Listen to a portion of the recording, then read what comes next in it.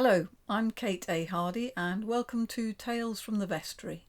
Today I'd like to read the first part of my short story, The Panto Horse End.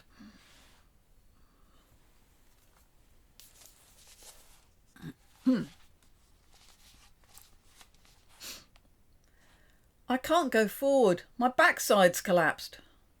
The words were muffled from inside the horse's head. The director scrambled onto the stage. Shit! 2 days till curtain up. Now what? Marion Smith watched the rotund man wrestling with the fastening of the Panto horse's rear end. She sighed heavily, picked up her handbag and searched for her phone.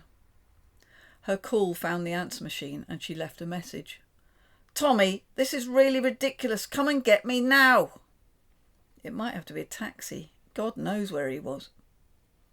Her eyes focused once again on the stage where Arnold the butcher now stood holding the horse's head and looking down at his prostrated lower half. The director, Marion had forgotten his name, was flushing. She could see the sweat dripping from his fat cheeks like chandelier glass in the stage lights. Dragging the brown cloth slowly back, he started. Christ!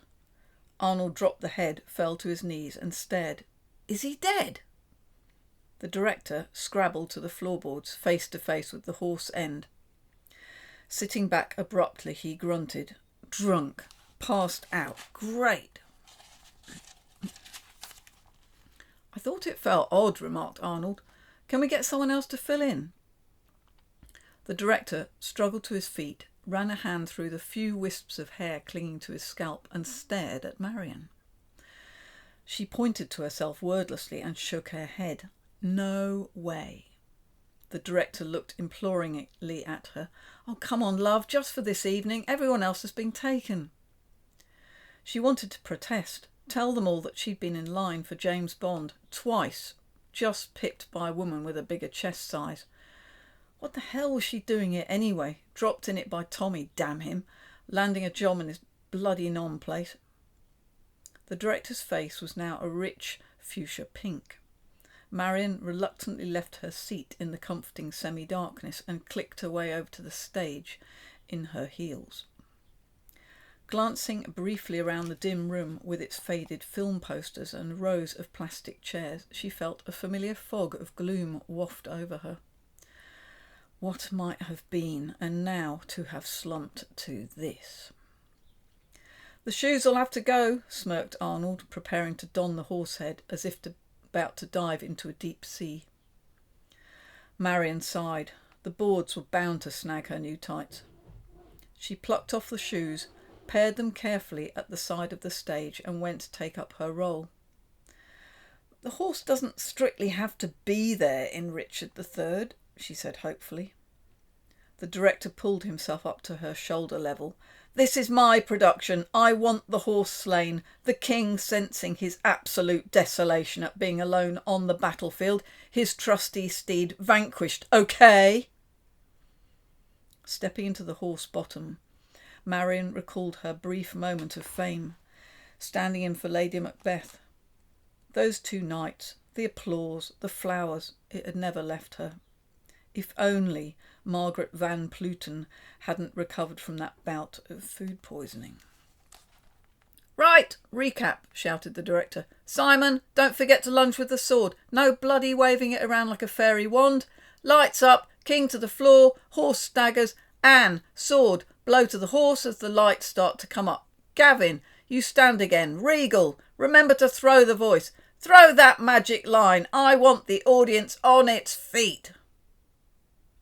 The light dimmed as Marion bent over, trying not to breathe in the lingering butcher shop smell of Arnold.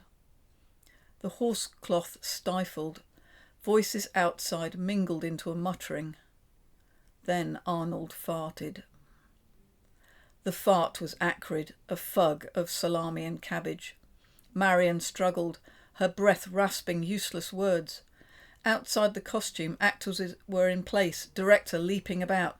King to the floor! Lights up! Anne, get ready! Marion, stop wriggling, for God's sake! With one final movement, Marion jerked upwards, trying to distance herself from Arnold's terrible gas. The king's words wavered in her ears as she fell. "My kingdom for a horse!" "Good! Great!" yelled the director. "Excellent collapsing, Marion." Marion? "Holy shit! Call an ambulance!" The lino tiles were dirty. Surely in a hospital, hygiene would have to be a priority. Marion suddenly wondered why she was staring at the floor anyway. Sitting up, she found she couldn't. She stood instead, but as a human T-square. Her shoes were missing, tights splashed with dark stains. Hobbling around in a circle, she strained her head upwards, looking for signs of hospital activity. Nothing. Along the corridor, a few yards away, sat an elderly man in a brown suit. Marion advanced slowly towards him. He turned at her approach and nodded a hello. "What were thou doing at point then, lass?" "The point?" "When thou ceased to be like." "I'm sorry, I don't understand." "Aye, Southerners often find accent bit hard on ears." No, not that. You said cease to be." "Oh, aye, when that left earth." Marion studied the creased old face. She must have stumbled into the psycho-geriatric ward. His brown, watery eyes looked back at her with compassion, and he shook his head as his gaze fell to her waist. She followed his eye line and saw the cloying stain centred around gashed fabric. Shaking, she investigated further. A wound gaped, fleshy pinkness, wet things. The sword. The old man regarded her calmly. "That'd be a reason then. Knife, were it?" Marion tried to straighten up, but the Panto horse shape stuck. Somehow she felt calm. Shock, of course. "Sword, actually." "Ah, that'd be from right further back then, Duck. Them clothes look right modern, though." "Sorry?" "There'd be in all sorts in here from over time, like." Marion eyed him warily. Poor old sod. Wandering mind, like her father. "Where's the matron of this ward?" she asked. "Did you see who brought me in here?" "Matron? You just appeared like they all do. Splat." Splat? "Aye, 1 minute empty corridor, next person wriggling on floor." Marion opted for a grubby orange chair next to the old man. This was obviously going to take some time. But what about the wound? Why wasn't she on an operating table already? "Why are you here then?" "Bill," he said, and stuck out a veiny hand. Marion clasped it briefly. Cold. Really cold, as if he was dead. "Marion, so..." "Oh, aye, sorry, forget what I'm about to say sometimes. I'm on parole, well, guidance if thou likes." Images of her new acquaintance, masked and pointing a trembling gun at a post office worker, filled Marion's mind. "What did you do?" "It's what I have to do still to get back." "I don't follow you." He wheezed gently as he looked at her. "I died, fell off cliff at Whitby and ended up here. They said if I work through life sins and make good, I can go back to Marge." He sighed and scratched an ear. "'Spect she misses me. Well, I hope so. Mind that Reg Sutcliffe were always lurking about waiting for me to keel over." As Marion sought through the spaghetti of questions in her head, a door opened further up the corridor. A woman leant out, clipboard in hand. "Marion!" The head bent as she checked the board. "Smith! This way, please." She disappeared back into the room and the door thunked shut. The old man patted Marion's hand. "Off you go, love. Just tell 'em truth. It's quicker that way." Rocking herself forward, Marion stood clumsily and made her way towards the door with the grace of an arthritic speed skater. At her knock, the door opened and the woman ushered her in. Marion lifted her gaze as high as she could and looked around the room as the woman checked for something in a filing cabinet. Marion had expected some sort of clinical office with a medical poster or two. This couldn't have been more different. The room's 1970s orange wallpaper was part sunlight faded to beige. Flies buzzed around a macrame lampshade, and ancient cupboards towered, a mess of papers sprawling from their doors. "Take a seat, Mrs. Smith," said the woman, now seated behind the desk. She had found a file and was inspecting its contents, a small frown on her freckled face. Marion carefully lowered herself into the chair, removing a Frisian-coated cat as she did so. The animal stood blinking and flicking its tail before turning reproachful green eyes onto Marion. "Bitch!"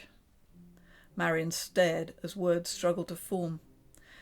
Slapping the file to the desk, the woman scooped up the animal and deposited it outside the office door. "Room 500 now! Sorry about that," she said on returning. "He was doing quite well, really, considering he wanted to come back as a Persian." To come back? The pale blue eyes regarded her steadily.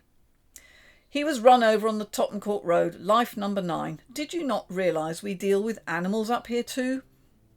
"Up here?" A small sigh escaped the thin lips. "Heaven! Now, can we move on? I've got 2 other cases to deal with before lunchtime." A memory inched its way into Marion's steaming mind. Herself, aged about 5, pulling at father's sleeve as he read a newspaper. "Daddy?" What, Tinky girl?" "Where do we go when we die?" He had lowered the paper and turned those deep grey eyes on her. "Heaven if you're a good person, hell if you are bad." "Where is heaven?" After pointing vaguely in the direction of the attic, he had raised the paper again. Information complete and child dealt with. Marion became aware that Thin Lips was speaking. "I said you are presently in Pendingville." "Sorry?" "Did you not receive the pink form?" The lips pursed. "These staff sometimes." She pulled a sheet of paper from a drawer and slipped it in front of Marion. "Here." Marion must have misheard the heaven bit, and Pendingville was some satellite new town near Bracknell or somewhere. "Is this the General Hospital?" The woman appeared not to hear, busy with the file. Marion lowered her eyes, trying to take in the words on the paper. "Welcome. Please read the following to ensure your passage into heaven will be as trouble-free as possible.